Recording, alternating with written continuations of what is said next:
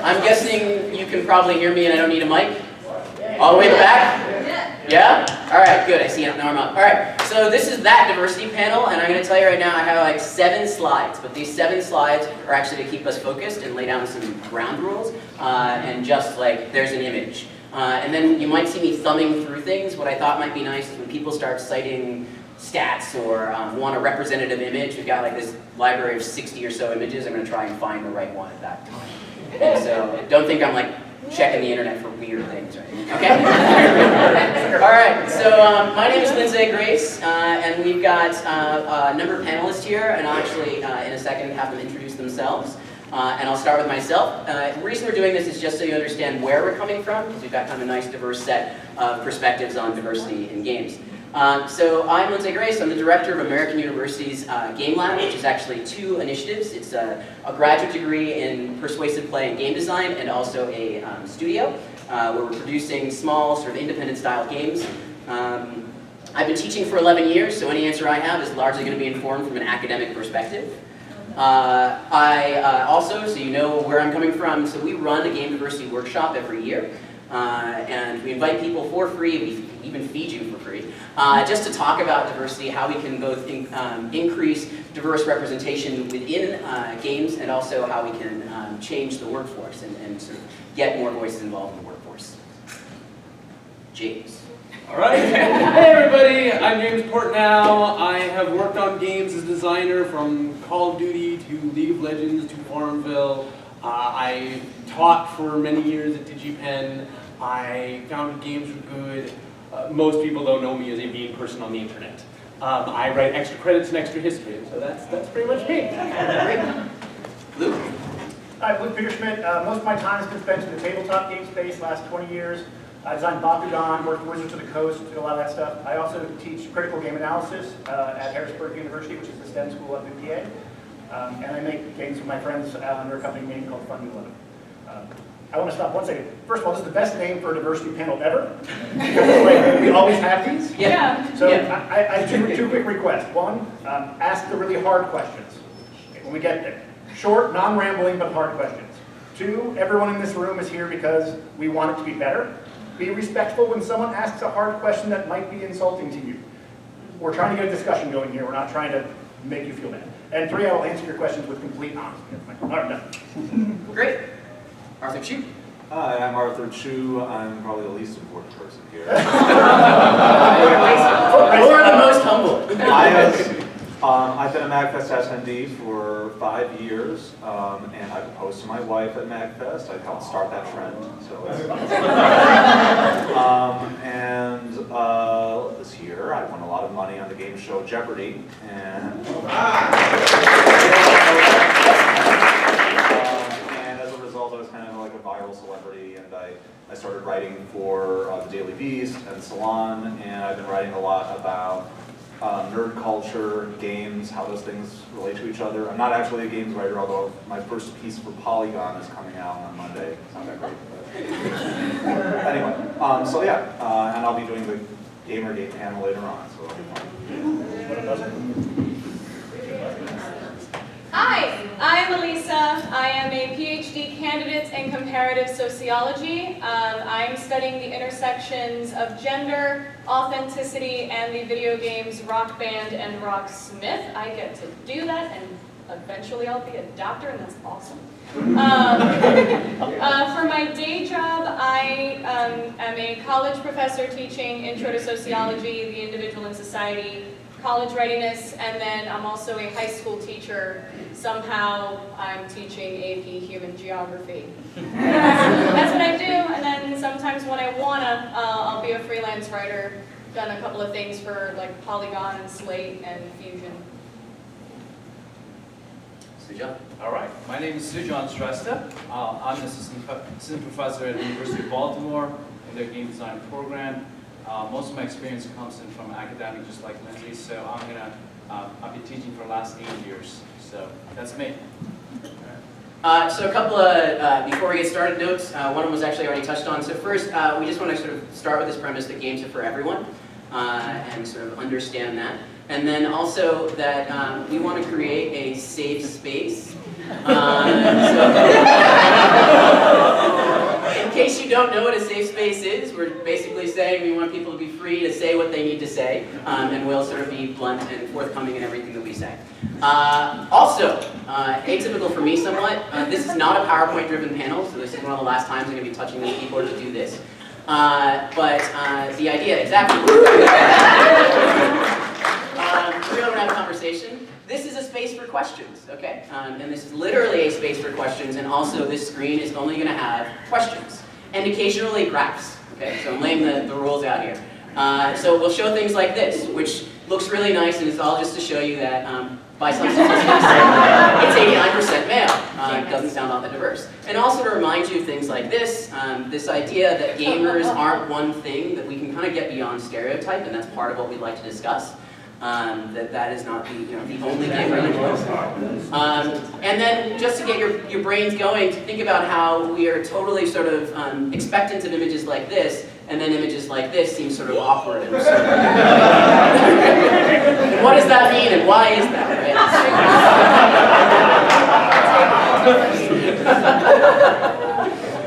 And lastly, to just sort of share some of our own understanding and some perspective. So this is an interesting study about virtual game census and basically representation by race. And I'm going to do my classic, so there's a stat, moving on. If you're really interested, ask questions about it, or check it out on the internet. So the first question we'd like to start with is, what do we mean by diversity these days? Any one of the panelists can jump in.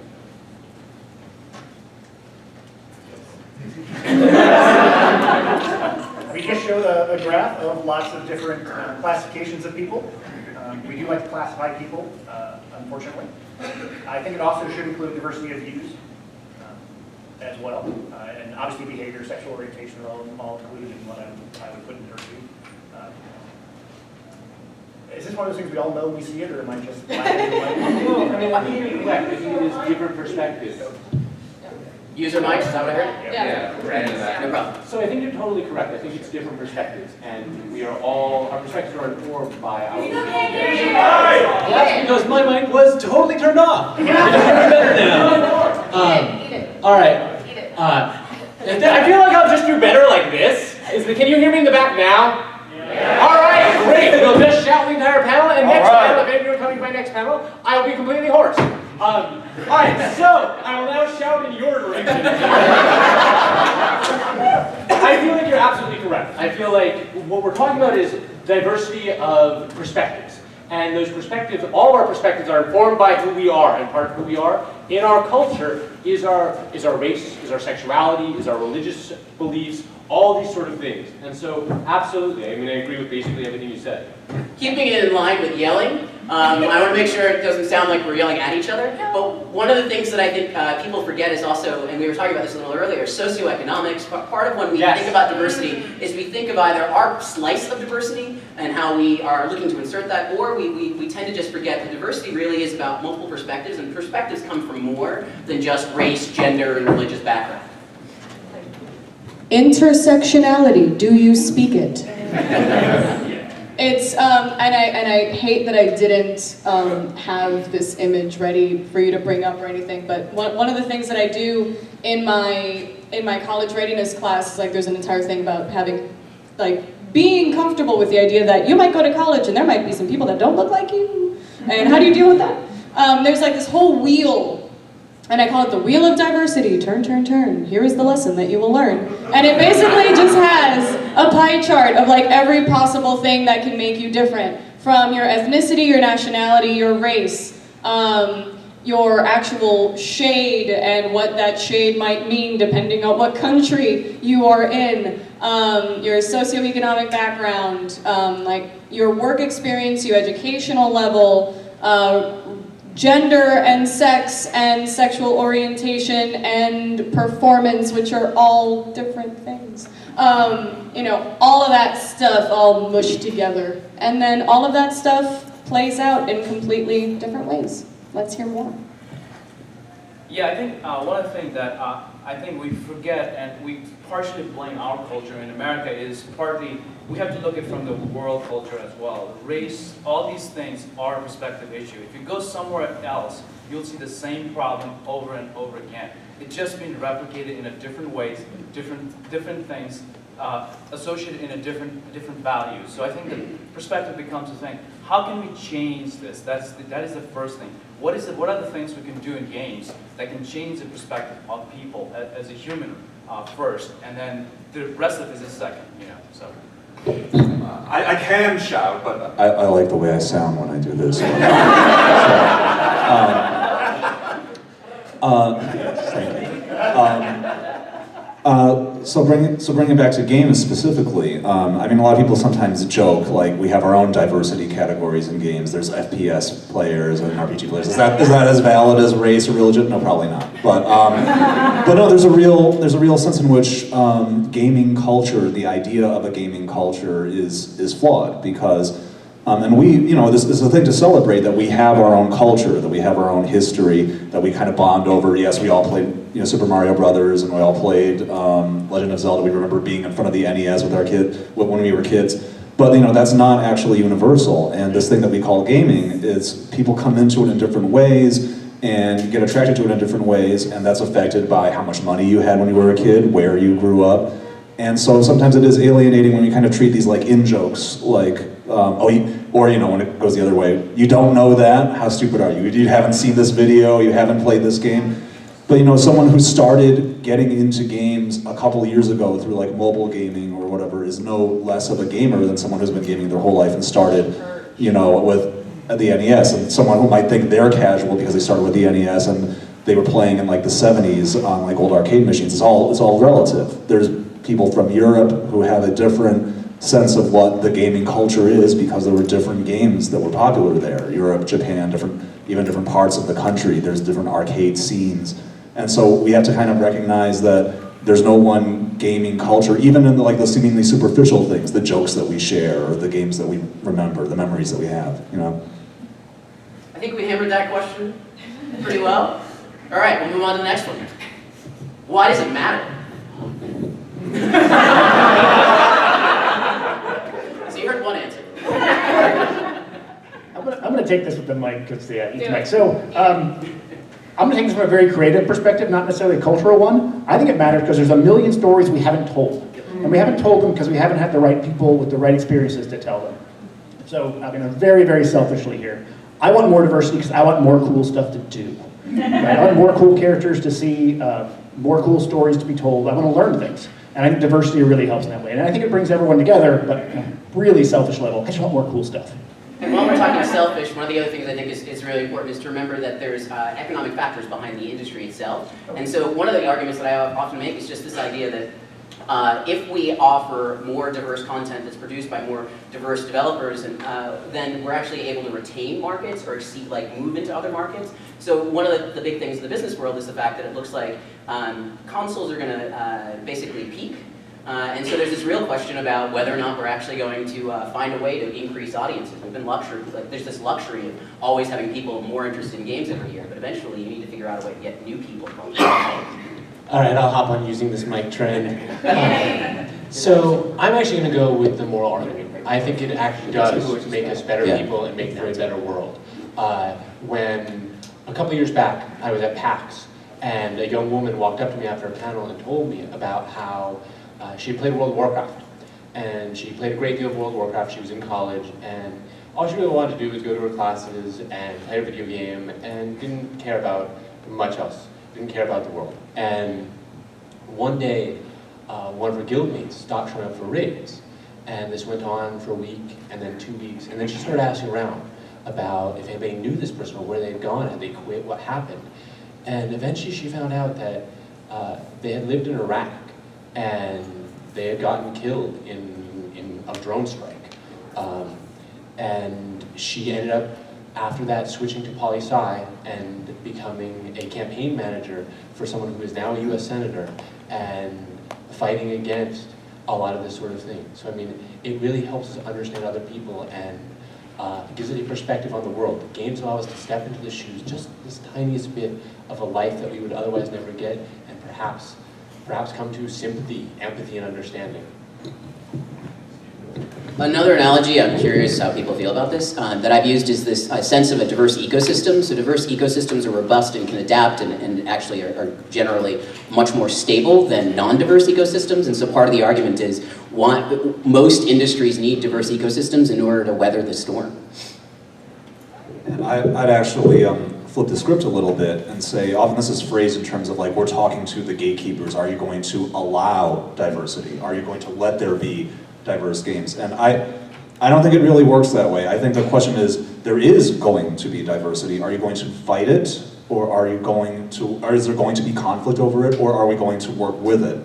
Because yeah, there are people who are in the position, and God bless them, to say, I work for a AAA game studio, I'm going to greenlight this project, I'm going to throw a bunch of money this way. But even when that doesn't happen, marginalized voices find a way. Indie games are exploding, and they took sort of the AAA world by surprise. People weren't expecting it, and the AAA market is fragile. They're losing money to it. People are getting interested, and I want to see different things than I've been seeing. And it becomes a question not of like, am I going to, up on my throne, decide to let this happen or not? But it's happening. How are we, those of us who are already here, going to react to it? I'm going to look at a small analogy I just thought about. Does everybody know someone who actually have been divorced, or your friends or someone? Okay, so it's the same analogy. I'm going to use that analogy as a part of why diversity matters. So if you know someone divorced, and I'm tagging along Luke's comment on there are just so much untold stories, the idea is if you know one person in that divorce group, you'll be told the perspective of that divorce, what happened from one person. So the storytelling, and not only the storytelling, but why diversity matters for me is also the idea of who tells the story and who hears it. And it's simply as that, it's that important. So that's my short analogy. And I guess I could do the whole like big sort of rah-rah sis boom bah. I keep thinking of like the idea of seeing like Nichelle Nichols as Uhura and having her be one of the only sort of like women of color on television that wasn't the help. And the idea that can inspire somebody that says, well, if she can be a scientist, I can be a scientist, I can be an astronaut, I can do good work. Media matters, pop culture matters, games are no different, and oftentimes, there's a sort of kind of, like in a very simplified sense, you can't be what you can't see. And I would love to see more of me. I would love to see some more Puerto Ricans that are like more than just butts. It would be nice to just not be an ass all the time. Just, like as soon as I'm Puerto Rican, it would be nice to just not be J-Lo. That would be awesome. It would be nice, to be able to, create my own character and be my own rock star. I could be a guitar heroine, not just a guitar hero. It's nice to be able to see yourself in places and be able to put yourself in other people's shoes, but also in your own feels kind of good too. All right, ready for question number 3? Is there a point of optimal diversity while we're talking economics? I'm not sure there's a point of optimal diversity, but I would say that a good point to aim for is just representational diversity, right? We have hit nowhere near that chart you showed in the beginning of how we are divided as a society. That's not represented within the games industry at all, and I think that's a good first benchmark for us. I'll say there is, and was Sly and the Family Stone's 1974. No, I think that you work towards, unfortunately, industries work towards their customers. So some of that chart is self-fulfilling, right? It's like we're throwing in algae to the fish that eats that. So we're making games for people to eat. I think the challenge is for us educators to do a better job of getting more people in the game making position. To me, that's sort of simple. Am I skipping ahead? You're looking ahead. But there's this issue that I encounter a lot as a consultant because I have to jump in and bring up these issues a great deal. It's self-reinforcing in a lot of different ways, right? If we are only going to, I hear all the time, I can't make a female lead character for this game because they don't sell. We have numbers. Well, part of the reason they don't sell is because we have never built up that audience, right? The reason that we have a lot of these gendered game ideas is because we've actually made sure There we go. So we also have to be willing to take that risk, right? That risk to take that first step and say we're not going to enforce that. We're actually going to go for these other markets that you're talking about, even though we don't have the data yet which says that we can sell them. Which is why that first step is going to come from the smaller organizations. Yeah. I'm sure you have the same kind of pushback. For the big guys. I mean, I'm a huge fan of the sort of the indie movement. I'm on the executive board for Global Game Jam. I really do think that that's one of the places. There's always been this tension for some folks where it's sort of like there are gatekeepers. And so what was really nice about both the mobile space and indies is that those gatekeepers have changed a little bit, and they've changed in a way that affords quality to sort of get through on its own quote-unquote merit. Let's ignore some of the statistics rigging that happens in mobile space. And so it's sort of fun to see that transition. The graph, for those of you who can't see it maybe in the back, that I'm showing right now is actually a study that determined, compared the US Census to the people in games programs. And so you can see that we are highly male dominated. And the other one, these are students by race. And so that first really long column is Caucasian, then the next one is African American and identifying as African descent. We have Hispanic, Asian, other, and decline to answer. See that slope that you see there? So when you talk about the future, this is one way to analyze it, right? Is to say, well, who's in the pipeline? Who's coming up next? Why now? And I'm not talking about the National Organization of Women, I'm actually talking about the president. That's one of Maimonides' questions, right? If not now, when? Right. So that's. Hillel? Okay, sorry. I got mixed up my ancient Jewish philosopher. Sorry about that. Well, I mean, I also think that there are economic factors at play as well. I think actually now is the perfect time because one, we have this opportunity to experiment with games cheaper. Engines are at a price that they've never been. Individuals and small teams can make games and prove these things themselves. And what you talked about earlier, AAA has finally reached this point where the budget for AAA games has gotten so large that the traditional gamer audience can no longer support that budget. You see most of these games, if you're greenlighting stuff at $60, $70, $100 million regularly, especially when we see games fairly frequently greenlit at $250 million, there just aren't enough of your traditional gamer audience, the audience that I hear referenced a lot, right, 14 to 30-year-old males, to support that type of budget. So we have to expand the audience. We're going to keep having these gigantic games that we're talking about. And so I think economics is going to push us there too. Tagging along to James' point, we have to think of from the resources perspective. I think this is more about how much resources we have. And what Lindsay showed in the graph shows a perfect example of the race that equals to resources. Access to resources is another faulty part here. If you look at the construct of society and the way our society works in the class division in America, it does show that example a perfect sense, how much resources and accessibility of those resources into group division that happens within America. Now, if you take that comparative study into world society, then there's another layer of set there. $60 per game is not a big thing in America. If you and I can work in a McDonald's, $7 an hour, one day work off that particular money that I can spend on $60 game after paying taxes. Now, how many places in this planet you can go to and think about spending $60 per game? There is not many countries in this world where you can work one day and actually spend $60 per game. So you have to think from the resource and the accessibility perspective too. And so we always argue why there is always a illegal game functioning in China, India, and all over the other places of the world, and that is the primary reason. There's people cannot access to games.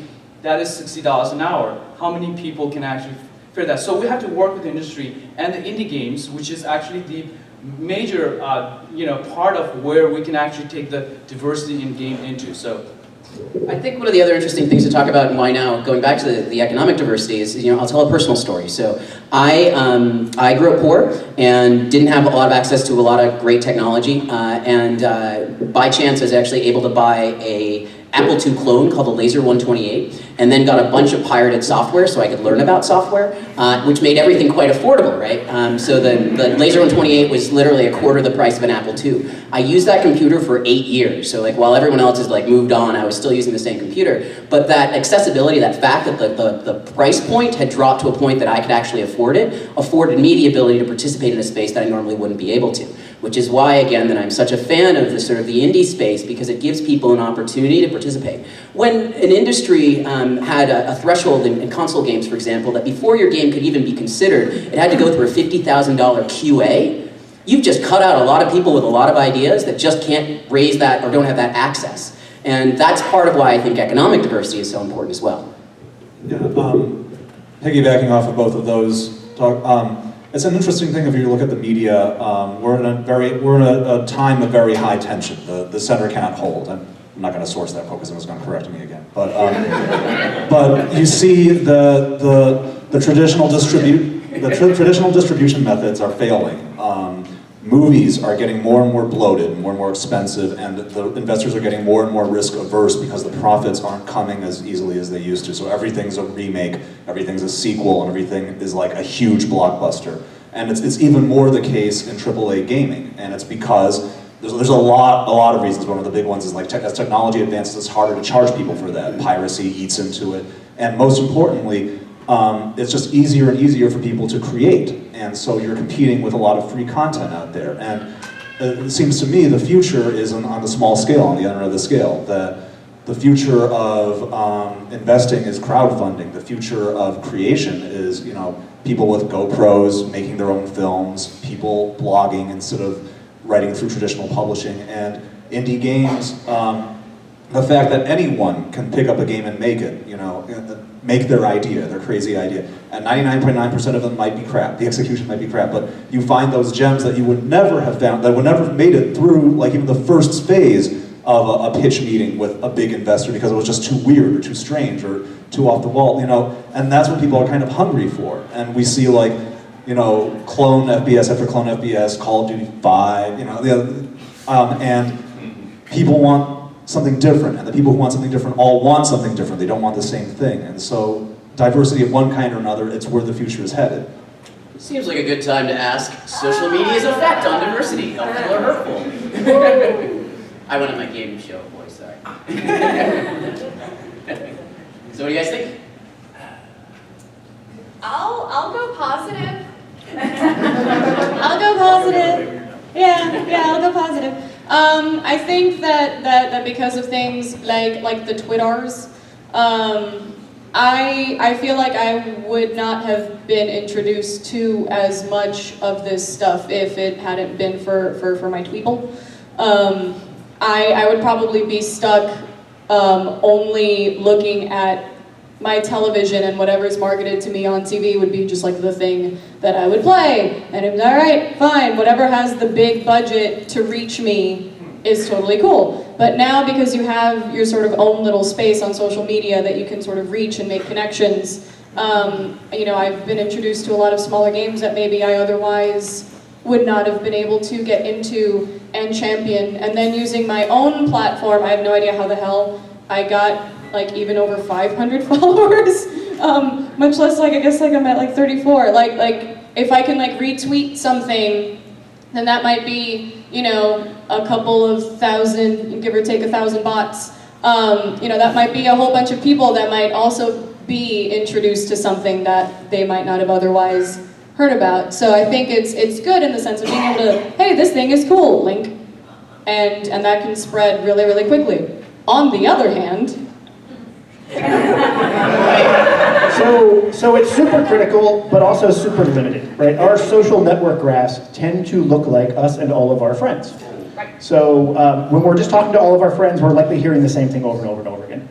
There are unique people, though, who have very large social networks, I'm looking at this table there, who can reach many, many more people. And I'm not one to burden them with the responsibility, but if social networks are going to be effective, it's going to take some, I don't want to say rock stars, although rock star, right here next door. I'm talking about her, it's going to take something special to get over that hump. I think what's more important is just quality of experience. I think great games now, because the resources required are so low, at a time where now I can walk into a boardroom of any Fortune 500 company and say, every one of you is a gamer, right? So at the same time that the resources are lower, the number of potential audience has grown dramatically.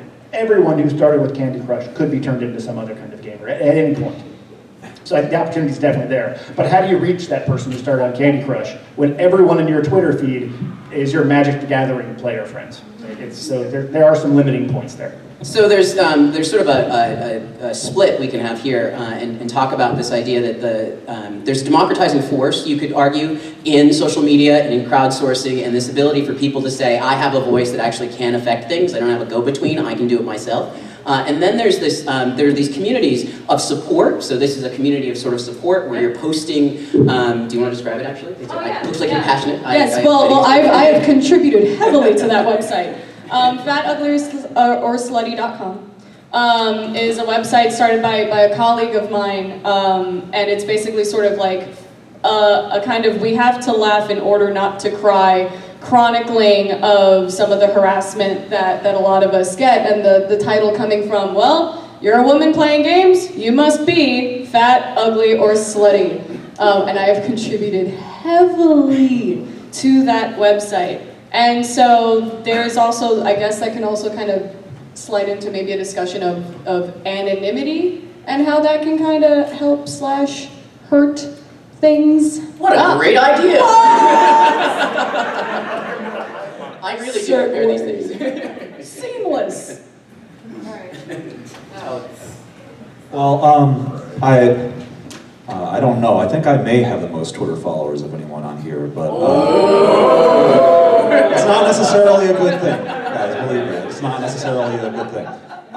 But social media is it's a screwed up place. A lot of things can happen there, and I speak as someone who's been, attacked a lot in social media. First, because of I don't know if anyone followed the news story, but I was like the most hated person on Jeopardy when I was on Jeopardy. I was like the villain of the show.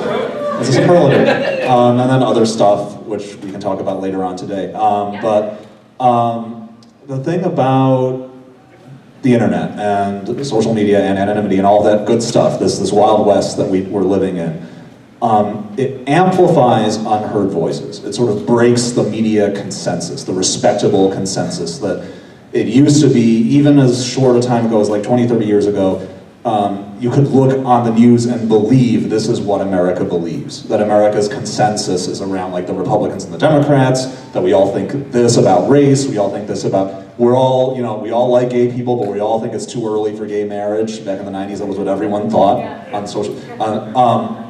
And what's happening now is like most of us never actually believed that, but the gatekeepers told us that we believed that. But then now we have the power to go online and say, no, this is what I really think. And that means that people are way more openly horrible than you thought they were in all kinds of ways. But also means that all the people who were shut out of that respectable consensus, it was great if you liked that consensus, if you fit into it, but if you didn't, then you felt left out in the cold. And there's a lot of LGBT people, for instance, who say like the one time that I realized I wasn't alone, I could find a community of people like me on the internet. Whatever community you might want to call your community. And that's good and it's bad. But I would vote on the side of the people who think that consensus wasn't so great for everyone. And it's really ugly when the consensus breaks. And now you have like the open, like outright racists who are attacking and trolling the people who are outspokenly anti-racist. You can say like people go too far, the so-called Tumblr culture, which I hear a lot about. And yeah, there is a lot of toxic stuff that happens there. It's what happens when a dam breaks. When a lot of people are like, I've been forced to hide things about myself for all this time, and now it's all coming out, and we're still in the process of figuring out how to do that. But yeah, the fact that there's a lot of different identities, furries, otherkin, whatever, it's not my scene, but that there's people who have this thing they want to say about how they view the world, how I experience life, and I find other people who that metaphor or that narrative makes sense for me, and that's a powerful, positive thing. That there's such a thing as a black Twitter, and it exists because there's a lot of African American consumers of media who are like, I don't have anywhere to react. Where I don't feel like I'm the only black person saying like I see this screwed up, but that they found each other through this medium. And to me, that's a very powerful thing, and it's positive. In the long run, it's positive, even if we see a lot of backlash from the people fighting against it. Well, and to just add to that, I mean, to me we always see this, right? We always see that it's darkest before the dawn. When after World War II, the KKK was at its biggest as we were desegregating, right? You always hear people howling the loudest right before they lose their power base. And so I think that while we're seeing a lot of horrible things on social media, we're seeing a lot of this terrible nastiness, I think it's actually a sign that we're moving forward. Or that people are responding because they feel the actual pressure. Before it was not a thing they had to worry about, and now it's sort of like, oh my gosh, the world's getting diverse, what do I do?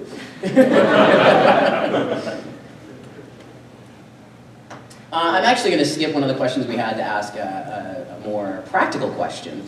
So I think one of you proposed this. So where do business goals and diversity goals align or diverge?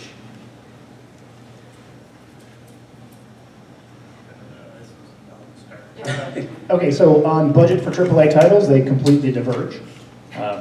Think about even just the movies, like the biggest movies of all time, they all tend to feature the Luke Skywalker, a father figure who's protecting a woman, and you get to these very stereotypical things because they work. Convincing someone to give you $300 million for a AAA title or $250 million for a AAA title and saying, and this one's going to be different, is extremely difficult to do. So I think they diverge at the high end. I think they completely converge, though, at the lower end of the spectrum. As tools get easier, as the audiences get bigger. My class is 60% African Americans that I'm teaching critical game studies to. So I see the future of lots and lots and lots of interesting games from interesting perspectives for different types of people. I would actually argue that, I mean, not only what I argued earlier about us having to expand the audience for AAA, but that AAA as well, it's essential that you at least are aware of the diversity, because, right, we saw recently with things like Assassin's Creed, and they lost a ton of sales off that. I remember, so if any of you remember, way back to Windows 95. Yeah. So when you clicked on the clock, it would show this little world map of the places of the different time zones. And you could select what time zone you were in. And India and Pakistan had a border dispute. And the part of the world that India claimed that was also partially Pakistan wasn't marked as India on that map. And so India refused to use a single copy of Windows 95, and they lost literally tens of billions of dollars, right, by not being aware of these things, by not having the cultural awareness of what mattered to people across the world. So I mean, I think it is really important for businesses to at least have that cultural awareness. Sort of leads us to our next question anyway, so we can answer either one of these at the same time. Oh, wow. So stereotype and international politics, cultural elements, and all sort of worldly considerations. So often, if you are in the US or North America, you think of diversity in North American terms, and you think of it with a sort of perspective of a sort of North American. And then someone had brought this up, I think it was Arthur had brought this up as a sort of, let's think about some of the dynamics of the cultural politics and the cultural standards. So if we were to look at some of the images that I think people sort of say, oh yeah, that's what gaming does. So I'm just going to give you a few here just to remind you in case you haven't seen or forgot these. And they're sort of a product of a culture of sorts. And so it's interesting to ask the question of sort of the international politics or the understanding of other cultures, right, as a reflection of understanding how the world works, right? Well, I mean, I think the important thing is to understand that we create culture, right? That we are mass media, and I mean, especially America's thing is exporting culture. So especially the American games industry has done this Call of Duty. You will see Call of Duty signs everywhere in the world. I just was in Turkey, and people were talking to me about Call of Duty, right? And we have to realize what we do as we build these games. We have to be more conscious. I will be completely frank with you, one of the most horrific moments in my career as a game designer is after creating the first Modern Warfare. I had never heard, and I had checked in, like nobody had ever heard the term sandmaker on Xbox Live before Call of Duty. And then we replaced your Indians or your Nazis, right? Your stereotypical enemies who America has always decided are the people who are going to get killed, who we're going to shoot at.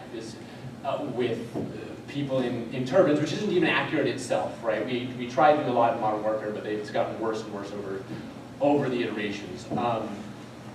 But just simply by doing that, right, by painting everyone who is the enemy as of one race or one faith, we created whole new epitaphs, whole new types of hate. And so we just have to be very careful about what we do because we are creators and purveyors of culture. Just tagging along to James' point, since he worked on Call of Duty, I was sort of, the idea of acceptance too, social acceptance, right? So we talk about diversity all the time, we argue about it, we want to change diversity, but why do we accept these games that actually does not promote diversity? What is the phenomenon there in ourselves as a gamer?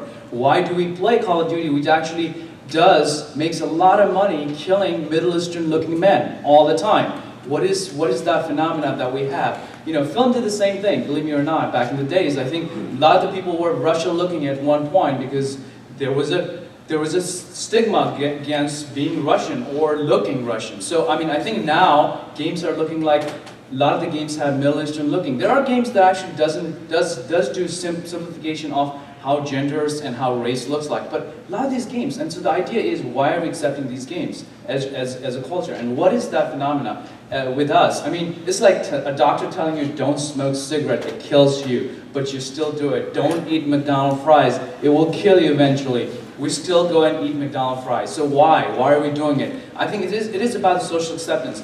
The more we accept socially in certain conditions, the more we are going to promote some of these diversity issues. And as we do this, you know, whether it's Call of Duty or indie games, perhaps we have to think from that perspective as well. Yeah, I mean, going off of what is it that you find acceptable, I don't think anybody sets out to say, I'm going to stigmatize and demonize, like consciously says that, but it's, what is an acceptable target? I mean, one of the most important things that I remember hearing about the game America's Army, which was literally a recruiting tool for the US Army, it was an FPS, and in the multiplayer, the Army, when they commissioned it, said, you cannot shoot US soldiers. You cannot portray it being a good thing, a positive thing to kill US soldiers. So your team looked to you like US soldiers, and you were fighting generic Middle Eastern guys, whereas to them, they thought they were the US soldiers, and they saw you as the generic Middle Eastern guys. And if you went to the third-person camera and observed the game, you saw two groups of Middle Eastern guys shooting at each other. It was like, you couldn't ask for a more perfect metaphor, you know?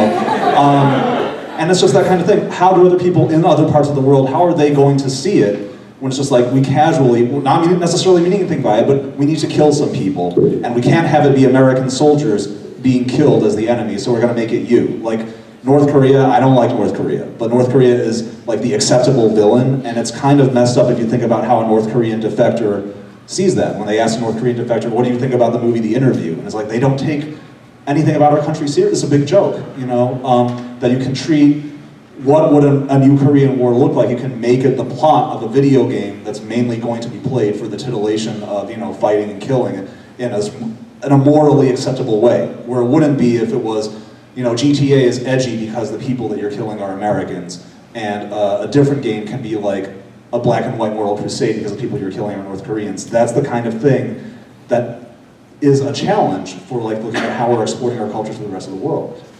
So I want to not shift, but I just want to highlight something I think we haven't talked about much. So I'm a game designer. I've been teaching game design for a while, and I make a bunch of games, and so you kind of touched on it, which is why I want to mention it.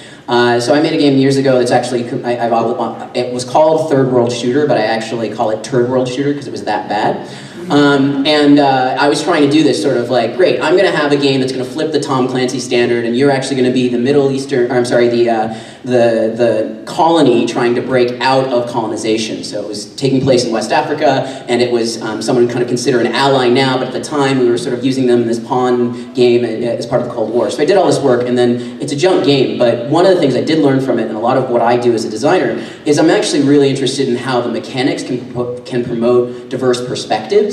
So when we talk about diversity so often, we talk about the representation, the images of people that we see, and the anthropomorphic images of people that we see. And I actually think there's a lot of potential in discussing and supporting diverse ways of solving problems in games, because games are really about problems. And so the solutions we have can often be quite affected by our own socio-political backgrounds. So we have a lot of games in the US, for example, that are about one person versus the world, right? And we love that narrative, and we love the cowboy. But there's so many other narratives and so many other ways to solve problems. I made a really, again, quick little game around the idea that you actually had to meet multiple player characters' goals. So the idea is that if you hit left, one guy goes left, but the other one's facing the wrong direction, so he goes up, and you're trying to get them to exits. And what I was trying to do is get people to think about universal benefit instead of individual benefit, which is a really common mechanic in games. Yeah, so I just want to remind you, and so I put up dysphoria because it was one of the images I had, of this ability for games to do something more than other media. I can represent lots of things in games, but so can movies and so can books. But experiencing is a very, very different thing. And I think that's one of the affordances that games have that we sometimes forget about for all kinds of rhetoric-rich play. Yeah. I want to add a game to that list, I think, also, is that I will sometimes play it. I'll sometimes have my students play it in my individual and society class when we talk gender and sexuality. And I'm going to butcher it because it's one of those words that I've only read it, but I've never actually heard it pronounced. I think it's like Mainichi? Probably? Yes? Okay, I'm seeing nods, perfect. It's by Maddie Bryce, and it's an amazing game. It's basically just an everyday experience. It looks like this. Yeah, thank you. Bless your heart. I love it. You're awesome. And it's basically just your everyday experience as a trans woman, and it's like wake up, and then you just have to kind of make these sort of everyday mundane decisions. That's Maddie Bryce, in case you're right. It's Maddie. Yay, love her.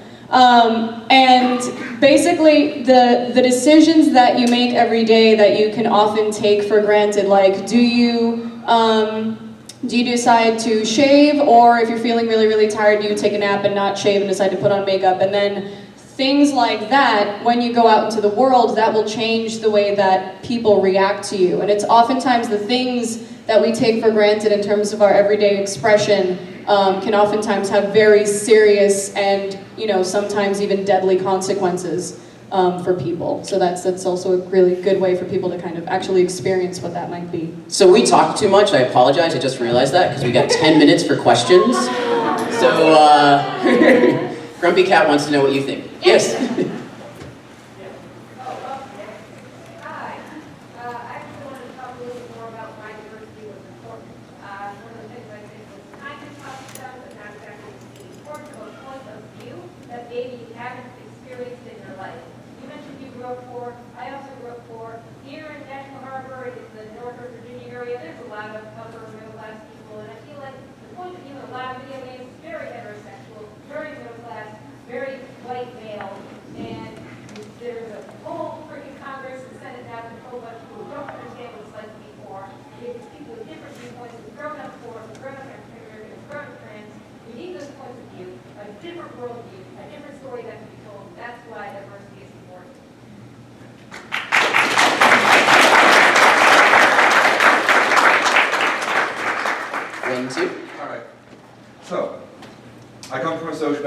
I teach game design at Wilmington University. Wilmington has just surpassed Detroit and in fact every other city as murder and crime capital of the US.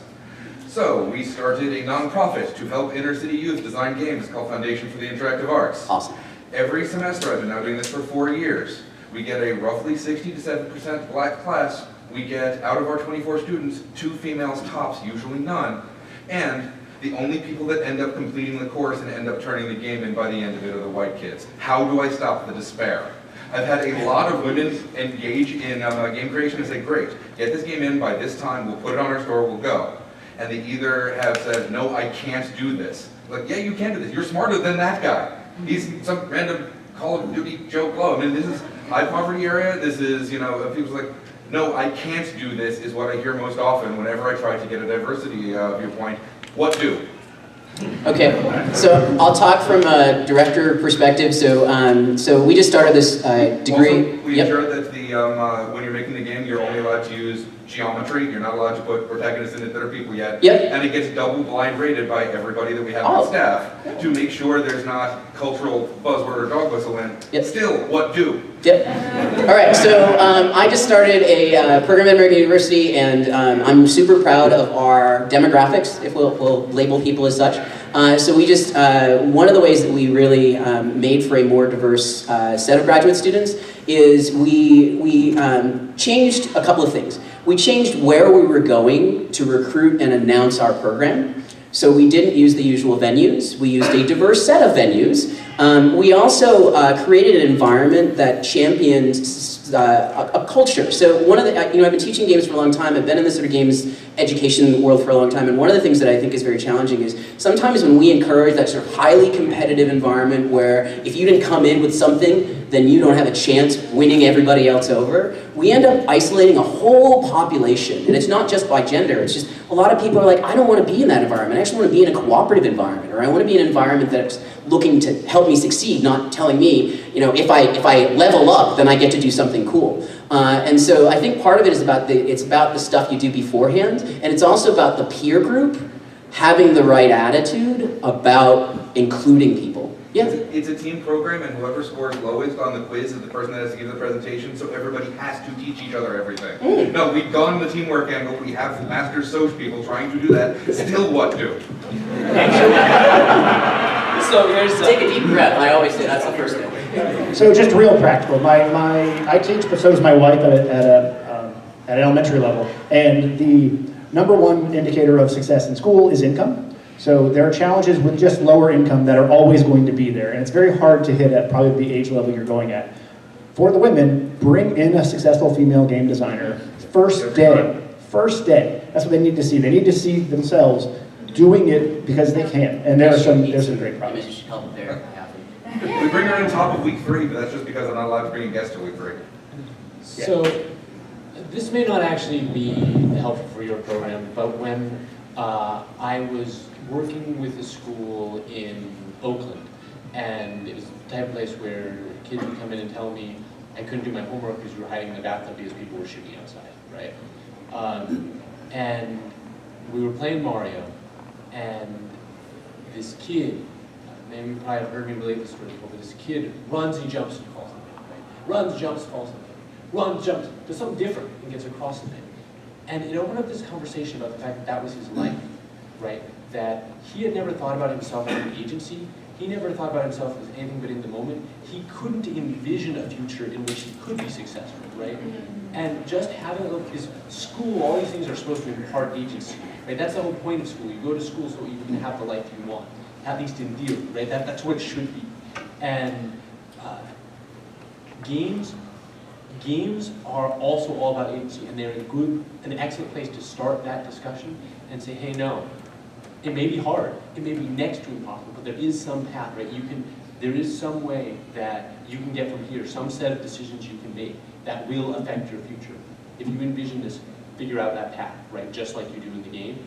And it wouldn't say it was rapid, but it did. It opened the door just a little bit. So that's the one piece of advice I have to give.